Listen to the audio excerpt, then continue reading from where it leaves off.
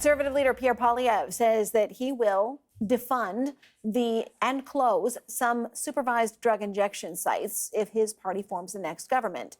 He made those remarks today at a Montreal park near one of those sites.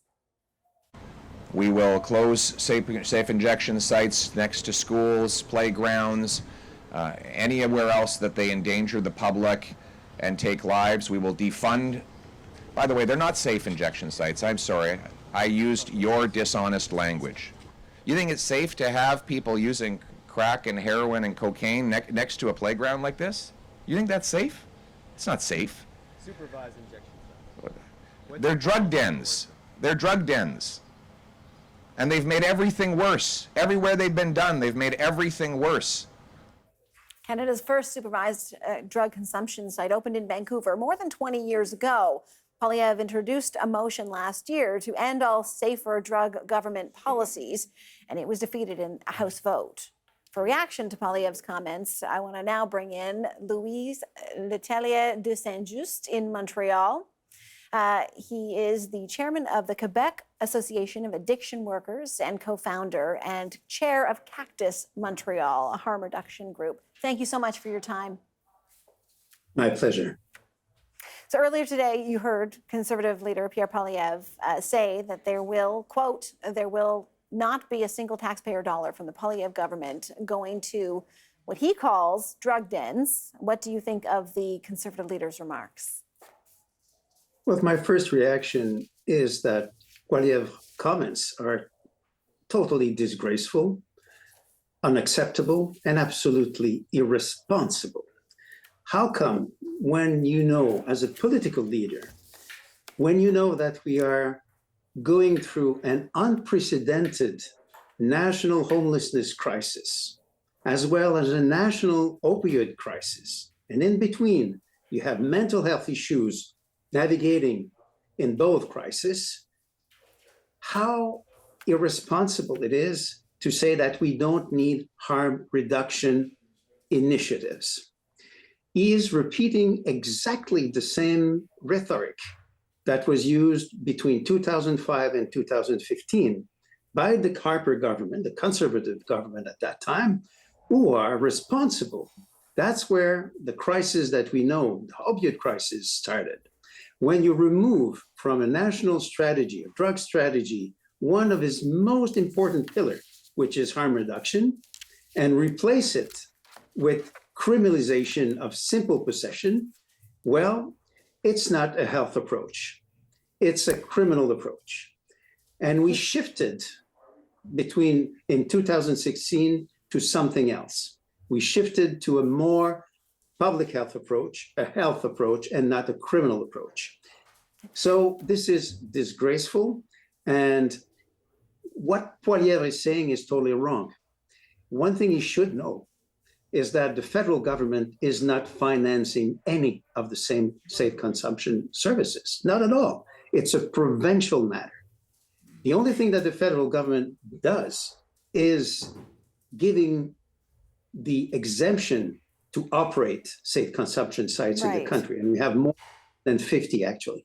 Yes, I was going to say, my understanding is exactly that the federal government's control here is the exemption, allowing basically for them to exist. But I want to ask you, because there have been safe consumption sites starting in Vancouver now for decades, and yet this same, and you called it rhetoric, it still resonates with some. It is not as widely accepted, what you're saying about the need for this harm reduction as you might think it would have become, given how long it has now been in play. What do you say to those who say, listen, this has been tried, it is not working, and I have real concerns about the fact that it is in proximity to a playground or an area in the community where you might not expect to find it?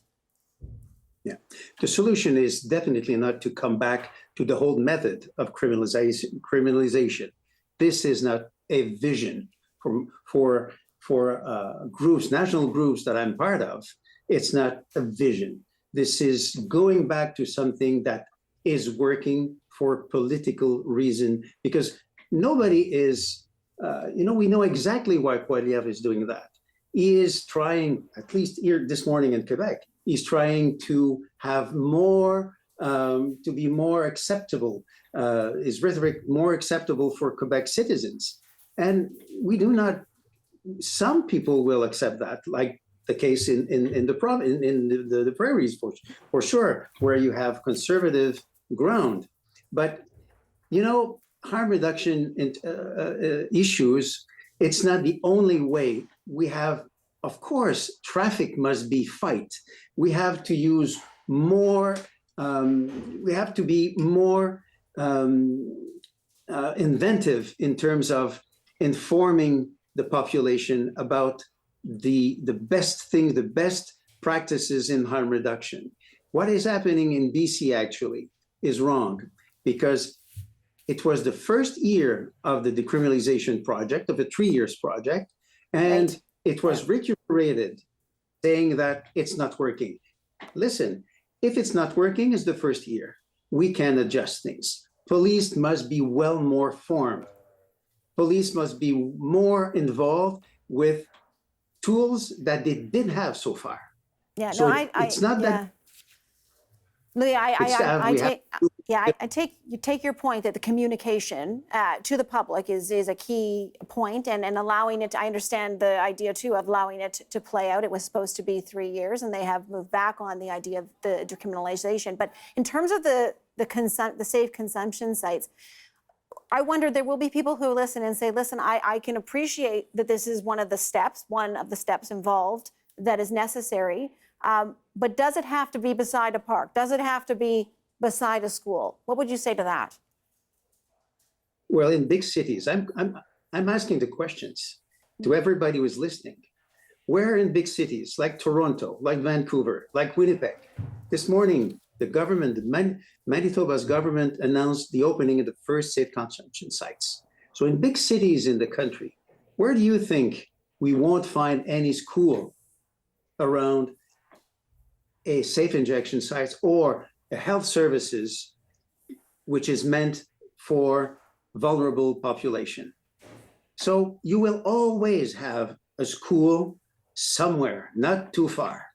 And you will always have people not happy having such organizations or services not too far from their door. We know that. We all know that. But we are facing major crisis, and we must get all together, having a better communication to address human rights issues, because it's a human rights and health issues. It's about health services. It's not about criminalization. And I would be surprised if there was not any of those safe consumption sites actually, where the situation would look like what? It would be a disaster. It is. The drug is more damaging than ever. We have to do more, and I hope that we will hear more strong voices from the federal government and also from the Quebec government in particularly, because he mentioned those lines this morning here in Montreal on purpose. And this is not fair. This is wrong, and this is disgraceful. This is the only thing I can say, because those services, as we say, save lives, and that's true. Louis, I really appreciate the conversation tonight. Thank you for your time. Louis Letellier de St-Just, joining us from Montreal. Appreciate it. Yes. Thank you.